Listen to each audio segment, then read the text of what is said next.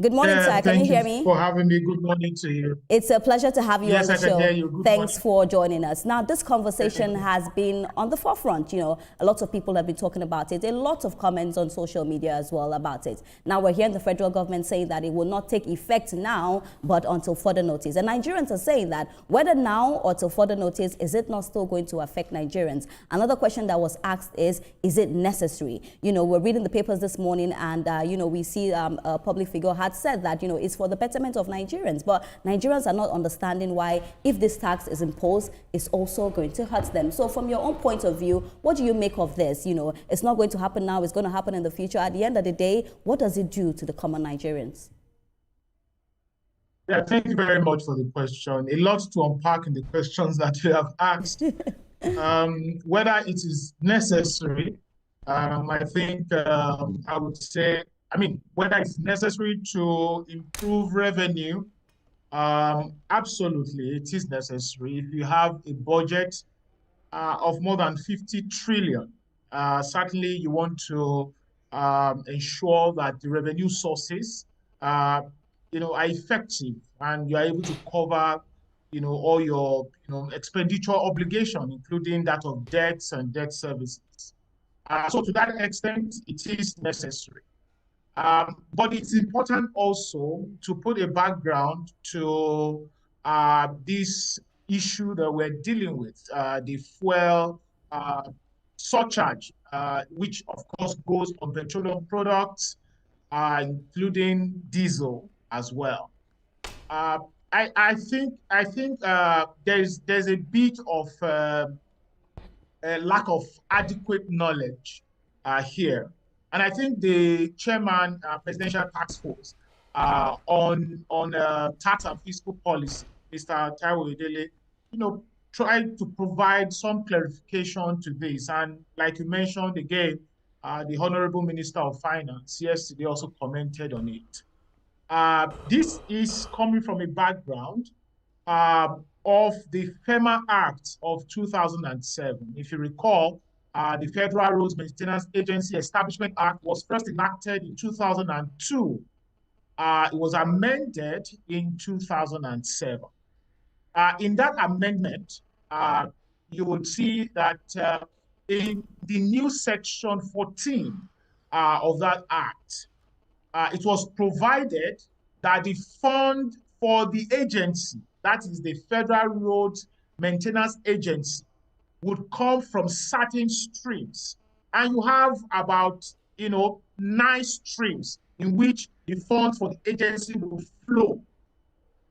One of those sources to fund the FEMA, as you would see in section 14, sub 1H, is the 5% user charge pump price of petrol and diesel, of which 40% of the total accrual from that source will go to FEMA, and 60% would go to equivalent of FEMA at the state level.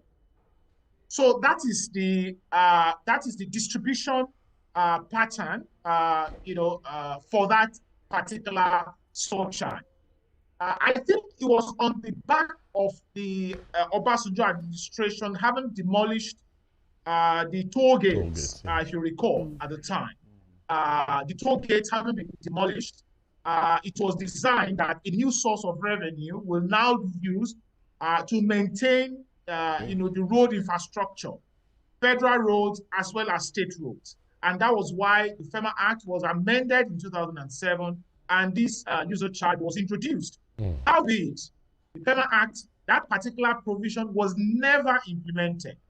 And again, this is a consumption tax. And I would say that when it comes to consumption tax, I think that the rich in our society get away with a lot of things. You would expect that a 5% surcharge at that time would have been implemented, having demolished the toll gates. I'll give you a typical scenario. You see, the toll gates sort of unify taxes across borders.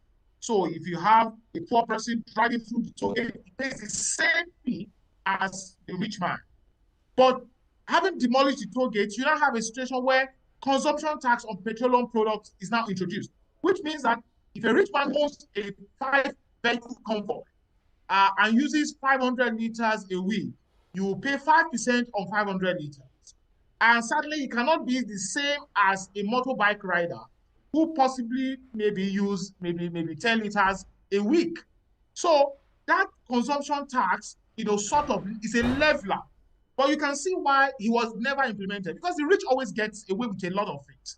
And that's why recently you see that there was a senator, I won't mention the name, who appeared to have paid maybe a paltry sum of 100,000 as personal income tax. You can imagine what an absurdity that a senator of the Federal Republic would pay 100,000 or less than 100,000 as income tax.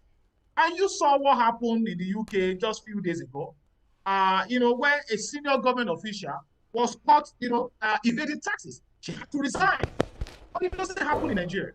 So those are the issues. And I think that is why Nigerians are bothered that, yes, you had this in the FEMA Act, was never implemented, but now you've put it in the new Tax Administration Act.